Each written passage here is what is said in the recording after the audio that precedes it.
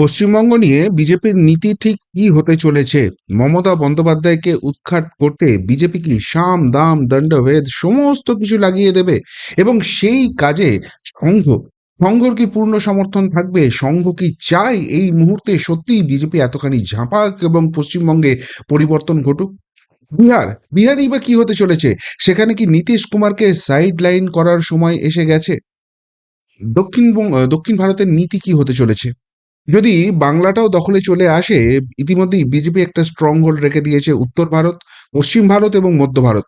পূর্ব ভারতও মোটামুটি তারপরে কন্ট্রোলে চলে আসবে। কিন্তু দাক্ষিণাত্যে কিন্তু এখনো সেইভাবে ফুটপ্রিন্ট রাখা যায়নি। এগোচ্ছে সেখানে বিজেপি।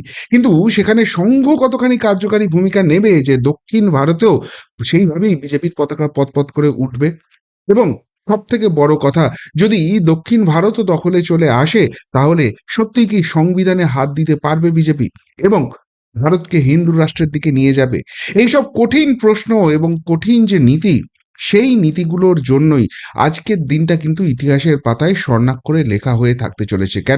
কেননা দেশের প্রথম প্রধানমন্ত্রী হিসেবে নরেন্দ্র দামোদর দাস মোদী, তিনি আজকে নাগপুরে গিয়েছেন এবং নাগপুরে যে রাষ্ট্রীয় স্বয়ংসেবক সংঘ রয়েছে, তাদের যে প্রধান দপ্তর রয়েছে, সেখানে তিনি পৌঁছে গেছেন। অফিসিয়ালি প্রধানমন্ত্রীর এই সফরকে বলা হচ্ছে যে দীর্ঘদিন ধরেই এই রাষ্ট্রীয় স্বয়ংসেবক সংঘের চোখের চিকিৎসা সংক্রান্ত একটা বিশাল কর্মযজ্ঞ রয়েছে। কেননা তাদের যারা সিনিয়র লিডারশিপ ছিলেন সংঘের, তাদের একটা এটা স্বপ্ন ছিল এবং সেইটা কি আরো বিশাল আকারে মাধব নেত্রালয় দেখতে পাচ্ছেন, সেই মাধব নেত্রালয়ের আজকে উদ্বোধন হয়েছে এবং আগামী দিনে ভারতবর্ষের মানুষের চোখের চিকিৎসা সেটা যাতে আরো বিশ্বমানের হয় তার ব্যবস্থা করা হবে। এবার এত বড় একটা যেখানে প্রোগ্রাম হচ্ছে, সেই প্রোগ্রামটাকে ইনগুরেট করার জন্য প্রধানমন্ত্রীকে ডাকা হয়েছে এবং সেই কারণেই মাননীয় প্রধানমন্ত্রী নাগপুরে পৌঁছেছেন। কিন্তু ওই কথাই বলে না, হাতির দেখানোর দাঁত একরকম হয় আর চিবানোর দাঁত এক রকমের হয়। এই সফরটাকেও ঠিক সেইভাবেই দেখা হচ্ছে। কেন? কেননা এই মুহূর্তে ভারতবর্ষের বস যদি নরেন্দ্র মোদীকে বলা হয়, তাহলে ভারতবর্ষের সুপার বস বলা হয় মোহন ভাগবতজিকে, যিনি হচ্ছেন সংঘ প্রধান। এবং এই প্রথম প্রধানমন্ত্রী হওয়ার পর নরেন্দ্র মোদী নিজে তো বটেই, ভারতবর্ষ এতদিন স্বাধীনতা পেয়ে গেছে, প্রথম প্রধানমন্ত্রী হিসেবে সেই সংঘের একদম সর্বোচ্চ যে জায়গা, সেই নাগপুরের জায়গায় পা পড়লো এই দেশের প্রধানমন্ত্রী এবং সেখানে বৈঠক হওয়ার সম্ভাবনা রয়েছে। হাই ভোল্টেজ বৈঠক হতে চলেছে মোহন ভাগবতজির সঙ্গে। কেন এই বৈঠকটাকে এত গুরুত্বপূর্ণ বলা হচ্ছে? দেখুন, এক নম্বর যে জায়গাটা রয়েছে সেটা হচ্ছে বিজেপির সর্বভারতীয় সভাপতি কে হবেন, সেই নিয়ে একটা আলোচনা হওয়ার জায়গা রয়েছে। অনেকেই মনে করছেন আজকেই কিন্তু বিজেপির পরবর্তী সর্বভারতীয় সভাপতি যিনি হবেন, জেপি নাড্ডার উত্তরসূরি যিনি হবেন, তার নামটা শিলমোহর পড়ে যাবে। যদিও সেই নামটা কিন্তু এখনই ঘোষণা হচ্ছে না, ঘোষণা হবে খুব সম্ভবত 15ই এপ্রিল। কেন 15ই এপ্রিল ডেটটা বেছে নেওয়া হচ্ছে? দুটো কারণ রয়েছে। এক নম্বর হচ্ছে যে সেদিনকে হচ্ছে, আপনারা জানেন, বাঙালি নববর্ষ। শুধুমাত্র তাই বাঙালি নববর্ষ নয়, আসামেও সেখানে রয়েছে, অর্থাৎ হিন্দু মতে এটা নতুন বছরের শুরু হচ্ছে। ফলে সেই দিনটা কিন্তু বিজেপির দিক থেকে দেখতে গেলে খুবই অসপিসিয়াস ডে। ফলে 15ই এপ্রিল এই ঘোষণাটা হতে চলেছে। এবং আরও একটা ইন্ডিকেশন যে তার আগে হওয়ার সম্ভাবনা নেই, আগামী 10ই এপ্রিল দিল্লিতে জেপি নাড্ডাজি, যিনি এখন কেন্দ্রীয় স্বাস্থ্যমন্ত্রী হয়ে রয়েছেন, প্লাস তার পাশাপাশি বিজেপির সর্বভারতীয় সভাপতির দায়িত্ব যিনি সামলাচ্ছেন, তিনি দেশের সমস্ত মুখ্যমন্ত্রী, মানে বিজেপি শাসিত রাজ্যের মুখ্যমন্ত্রী, তাদের পার্টির কার্যকর্তা, তাদের নিয়ে একটা বড় মিটিং ডেকেছেন। যেটা জাতীয় মিডিয়া বলছে যে সেই মিটিংয়ে অ্যাকচুয়ালি জাতীয় সভাপতি হিসেবে জেপি নাড্ডার বিদায়ী ভাষণ হতে চলেছে এবং সেই বিদায়ী ভাষণের পর পরের সপ্তাহ যেটা আসছে, সেইখানেই 15ই এপ্রিল এই ঘোষণাটা হবে। কিন্তু ফাইনালাইজ নামটা হবে আজকেই এবং এটার যে সম্ভাবনা আছে, এই মোদি সাহেবের সঙ্গে যারা সফর করছেন তাদেরই এক শীর্ষ আধিকর্তার কাছ থেকে কিন্তু আমিও কনফার্মেশন পেয়েছি। এটা কোথাও গিয়ে বিজেপি এবং সংঘের মধ্যে টাসল চলে এসেছিল। 10 বছর ক্ষমতায় থাকার পরেও নরেন্দ্র মোদী তৃতীয়বার টার্মে আসবেন, এটা নিয়ে কারোর মনে সন্দেহ ছিল না, কিন্তু কত আসন নিয়ে আসবেন, আর সেই জায়গায় কোথাও গিয়ে বিজেপি এবং সংঘ তাদের মধ্যে একটা দূরত্ব তৈরি হয়ে গেছিল এবং তার ফলটা যে কতখানি খারাপ হতে পারে সেটা 2024-এর নির্বাচনে দেখা গেছে। ফলে সংঘই বলুন, বিজেপিই বলুন, তারা বুঝতে পেরেছেন যে ব্যক্তিগত যে জায়গাটা রয়েছে সেটাকে দূরে সরিয়ে রাখতে হবে, একই সঙ্গে লড়তে হবে। কেননা সংঘের যে মনোভাব, সংঘ যেভাবে দেশকে গড়তে চায়, সংঘ যেভাবে দেশকে শক্তিশালী করতে চায়, নেশন ফার্স্ট থিওরি, সেটা যদি কেউ ইমপ্লিমেন্ট করতে পারে সেটা একমাত্র বিজেপি। বিজেপি যদি ক্ষমতা থেকে সরে যায়, তাদের যে দেশকে নিয়ে ভাবনা রয়েছে, চিন্তা রয়েছে, সেই জায়গাটা ধাক্কা খাবে। অন্য কেউ সেটা ইমপ্লিমেন্ট করা তো অনেক দূরের কথা, সেটাকে আটকাবার জন্য যা যা করার দরকার সেটা করবে। ফলে বিজেপির ক্ষমতায় আসতে গেলে, বিজেপিকে এই সমস্ত কিছু করতে গেলে বিজেপিকে ক্ষমতায় রাখতেই হবে। অন্যদিকে বিজেপিও এটা বুঝে গেছে যে বিজেপি আজকে যতই ভারতবর্ষের এতগুলো রাজ্যে ক্ষমতায় থাকুক, কেন্দ্রে 3টে টার্ম তারা করে নিক, যা খুশি হয়ে যাক না কেন, এটাও ব্যাখ্যার একটা জায়গা রয়েছে যে সংঘ যদি পাশে না থাকে তাহলে কাঙ্ক্ষিত ফলাফল হবে না। এবং সংঘের পথের বাইরে যাওয়ার তো কোনো জায়গা নেই। সঙ্গের পথ নিয়েই, সঙ্গের আশীর্বাদ নিয়েই বিজেপি এগোয়। ফলে এই জায়গাটায় যে টাসেলের জায়গা ছিল সেটা মেটানোর দরকার হয়ে পড়েছে। এবং তারপরেই আমরা দেখলাম যে দু তরফেই একটা তৎপরতা রয়েছে এবং হরিয়ানা, মহারাষ্ট্র, দিল্লি বা উত্তরপ্রদেশের উপনির্বাচন বলুন, প্রত্যেক জায়গায় কাঁধে কাঁধ মিলিয়ে সংঘ এবং বিজেপিকে কাজ করতে দেখা গেছে। মানে আবারও বলছি, যারা ভাবেন যে সংঘ একদম সরাসরি রাজনৈতিক ময়দানে নেমে পড়বে এবং গিয়ে বলবে অমুক দলটা খারাপ, ওদেরকে ভোট দিও না, বিজেপি খুব ভালো, বিজেপিকে ভোট দাও না, সংঘ এই কাজ করে না। কিন্তু সংঘ সাইলেন্টলি যে কাজটা করে, তারা তো মূলত সমাজসেবার কাজটা করেন। সেখানে বহু মানুষ সেই উপকারটা পান। ফলে সংঘ যেটা বলছেন, সংঘ যেটা করছেন, সংঘ যেটা ভাবছেন, সেই জায়গাটা তাদের উপর খুব ইম্প্যাক্ট ফেলে। এবং সংঘ এই মানুষগুলোকে গিয়ে দুটো জিনিস বোঝান: এক, ভোট দেওয়াটা কত জরুরি, এবং ভোট দিতে গেলে কোন কোন ফ্যাক্টর মাথায় রাখতে হবে। যাকে ভোট দিচ্ছেন, আপনাদের যে জায়গাটা আছে সেটা কি ফুলফিল করতে পেরেছে?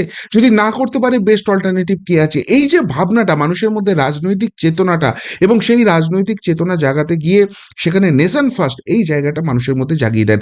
ফলে ফলে বহু মানুষ এগিয়ে এসে ভোট দেন এবং খুব খুব স্বাভাবিকভাবেই এই দেশ করতে, দেশের ভালো করতে যারা পারেন তাদের পক্ষেই ভোটটা পড়ে, এবং সেই সুবিধাটা সরাসরি বিজেপি সেইভাবে পায়। যাই হোক, এই 3টে নির্বাচনে আমরা দেখেছি যে সংঘ এবং বিজেপি কিন্তু কাঁধে কাঁধ মিলিয়ে লড়ছে। এবং আগামী দিনে কিন্তু খুব ক্রুশিয়াল কিছু নির্বাচন আসছে। যেমন এরপর নেক্সট নির্বাচন নভেম্বরে রয়েছে, বিহারের নির্বাচন। সেখানে বিজেপি এককভাবে চলবে না, নীতিশ কুমারকে জোটে নিয়েই চলবে এবং সেখানে সরকার গড়ার চেষ্টা করবে। কিন্তু কিন্তু মুশকিলটা হচ্ছে, নীতিশ কুমারের যে নীতি, সেটা তো সংঘের নীতির সঙ্গে পুরোপুরি মেলে না। নীতিশ কুমারের বয়স হয়ে গেছে, এবং সেই জায়গা থেকে নীতিশ কুমারের আচার আচরণ, কথাবার্তা, বা যেভাবে তার দলের একটা জায়গা রয়েছে, সেটা কোথাও গিয়ে লায়াবিলিটি হয়ে যাচ্ছে। তাহলে এবারের যে নির্বাচন হবে, সেই নির্বাচনে কি বিজেপি এই ঝুঁকিটা নিতে পারবে যে নীতিশ কুমার আর মুখ্যমন্ত্রী মুখ নন? পরিষদীয় দল হবে, সেই পরিষদীয় দল পরবর্তীকালে পরিষদীয় নেতা বেছে নেবেন, এবং তারপর বিহারে ক্ষমতায় আসার পর মুখ্যমন্ত্রী ঠিক হবে। এই করার সিদ্ধান্তটা নিতে পারবে? নাকি বিহারে এই টার্মটাও ওই নীতিশ কুমারকে মুখ্যমন্ত্রী মুখ করেই হবে, এবং নীতিশ কুমার খুব কম আসন নিয়ে এলেও তাকেই মুখ্যমন্ত্রী করা হবে? এই জায়গাটায় সঙ্গের কি ভাবনা চিন্তা রয়েছে, এই জায়গাটা ডেফিনেটলি একটা বড় বড় জায়গা রয়েছে। কিন্তু এই নির্বাচন মিটে গেলে নির্বাচনের জায়গায় 5টা রাজ্য আসছে, যেটা টেরিফিক টাফ হতে চলেছে বিজেপির জন্য। এক, আসাম, যেখানে কিছুটা তাদের জন্য ইজি গেম, 2টো টার্ম তারা সরকার করেছে, কিন্তু কিন্তু সেখানেও এবারে একটা ধাক্কা দেওয়ার চেষ্টা করা হবে। আসামের সাথে থাকছে বাংলা। বাংলা তাদের পাখির চোখ হয়ে রয়েছে, কিন্তু বাংলাতে অনেক প্রতিবন্ধকতা রয়েছে। কিন্তু আবার বাংলাদেশ ইস্যুতে যে পরিমাণ সেখানে ডামাদোল তৈরি হয়ে গেছে, যেভাবে লোকসভা, রাজ্যসভায় বারবার বিজেপি সাংসদরা, কেন্দ্রীয় মন্ত্রীরা একদম পরিষ্কার করে বলে দিচ্ছেন যে সারা ভারতবর্ষের অনুপ্রবেশের সমস্যার মূল কারণ হচ্ছে পশ্চিমবঙ্গ, এবং সেই পশ্চিমবঙ্গের সরকার, যারা কেন্দ্র সরকারের সঙ্গে সহযোগিতা করছে না, যাদের কারণে ওই বেড়াগুলো দেওয়া যাচ্ছে না বাংলাদেশ থেকে, যার ফলে অনুপ্রবেশ ঘটছে, বাংলাদেশিরা, অবৈধ বাংলাদেশিরা, রোহিঙ্গারা ঢুকছে, যেটা গোটা ভারতবর্ষকে একটা টেরিফিক জায়গায় নিয়ে চলে যাচ্ছে। এই জায়গাটা আটকাতে গেলে এখানে বিজেপির সরকার গড়া ছাড়া উপায় নেই। কিন্তু কিন্তু সত্যিই কি সেই জায়গাটা তৈরি হয়ে গেছে? সেই জায়গাটা তৈরি হতে গেলে বিজেপির কিন্তু অনেকটা বড় ভূমিকা লাগবে, এবং তার থেকেও বড় ভূমিকা লাগবে সঙ্গের। সঙ্গ কি ভাবছে? তামিলনাড়ু বিজেপি একটা জায়গা তৈরি করছে, সেই তামিলনাড়ুতেও নির্বাচন রয়েছে। কেরালাতে নির্বাচন রয়েছে, যেটা বাম অধ্যুষিত জায়গা, যারা বিজেপির সঙ্গে যদি যদি নীতি আদর্শের কথা বলা হয়, পুরোপুরি 180 ডিগ্রি দূরত্বে রয়েছে।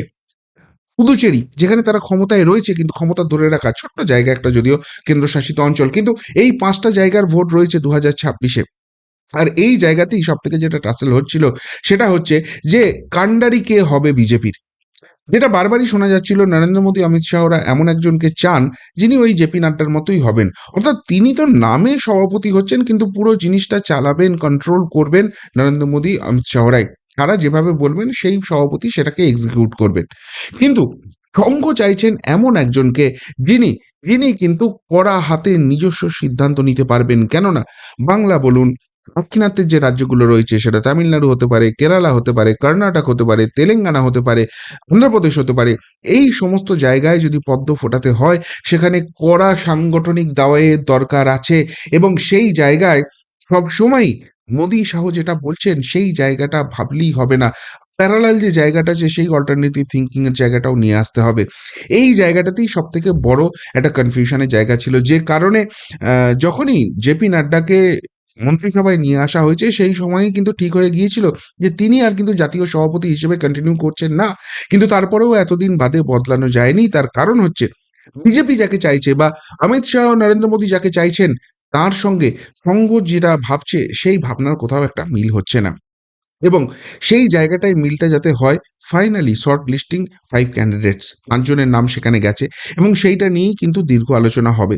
কিন্তু তার পাশাপাশি বিদেশ নীতি থেকে শুরু করে ভারতবর্ষের আভ্যন্তরীণ নীতি, সংবিধান নিয়ে কি ভাবনা চিন্তা রয়েছে, সাধারণ মানুষ যেটা বারবার চাইছেন যে ভারতবর্ষ হিন্দু রাষ্ট্র কেন হবে না, সেই জায়গা নিয়ে কি ভাবনা চিন্তা চলছেন, এই ধরনের কিন্তু একাধিক জায়গায় গুরুত্বপূর্ণ একটা সিদ্ধান্তের জায়গা হতে পারে।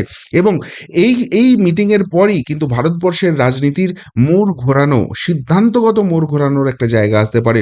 ফলে নাগপুর আজকেই কিন্তু ইতিহাসের পাতায় নাম লিখে নিল। কেননা ভারতবর্ষের প্রথম প্রধানমন্ত্রী হিসেবে নাগপুরের এই আরএসএস এর শ্রেষ্ঠ শাখায় গেলেন প্রধানমন্ত্রী হিসেবে নরেন্দ্র মোদী। কিন্তু তার পাশাপাশি যে সিদ্ধান্তগুলো আজকে সেখানে নেওয়া হবে, সেগুলো সেগুলো কিন্তু রাষ্ট্রহিতে, বা রাষ্ট্রের ইতিহাস কার্যত বদলে যাওয়া, এবং বিরোধীদের হিচকি ওঠার একটা পার্মানেন্ট সলিউশন কিন্তু হতে পারে। এই আলোচনাই জাতীয় মিডিয়াতে চলছে। শেষ পর্যন্ত কার নামে শিলমোহর পড়ে, সেদিকে তো আমাদের নজর থাকবেই। কিন্তু যেভাবে আজকে এই হাই ভোল্টেজ মিটিং হতে চলেছে দেশের সত্যিকারের 2 সুপার বসের মধ্যে, সেটা কিন্তু ভারতবর্ষের ইতিহাসের একটা কার্যত নজিরবিহীন ঘটনা। কি বলবেন মোদিজির এই নাগপুর সফর নিয়ে, এই রাষ্ট্রীয় স্বয়ংসেবক সংঘের হেডকোয়ার্টারে তার পদার্পণ নিয়ে? যদি কিছু বলার থাকে অবশ্যই কমেন্ট বক্সে কমেন্ট করে জানাবেন। এখনকার মতো এখানেই শেষ করলাম। ফেরত আসছি নতুন প্রতিবেদন নিয়ে খুব তাড়াতাড়ি। ভালো থাকবেন, সাথে থাকবেন, পাশে থাকবেন। নমস্কার।